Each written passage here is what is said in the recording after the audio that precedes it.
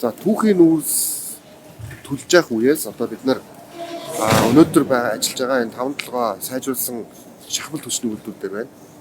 За энэ маань бол одоо үндсэндээ нэг тухайн одоо түүхийн нүүрсээс л түшин дотор байдаг одоо бодисууд болон үзүүлэлтүүд дэгдэмхий за одоо бүхэр зэрэг үзүүлэлтүүд бол 2 дахин одоо буурсан гэж хэлсэн. За гэхдээ хэрэглээ нэмэгдэж байна. Одоо яг үгээр сайжруулсан шахмал түлшээ бид нар одоо хагас когсцсон үйлдвэр буюу одоо нүүрсийг одоо үндсэндээ технологийн аргаар буцалгаж дотор байгаа одоо хүчлэг бодисуудыг нь одоо химийн аргаар шатаах юм уруул явуулсан ийм одоо түвш рүү орно гэсэн. За зарим улсад хөх нүүрс, за зарим улсад хагас когс гэж нэрлэдэг юм байна.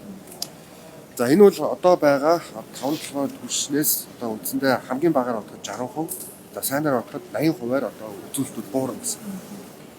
За тэгэхээр түүнийг бид нар одоо барих технологийн шилжилтийг одоо хийхийн тулд хамгийн ойрхон нүүрсний уухаа гаджуулах хэрэгтэй.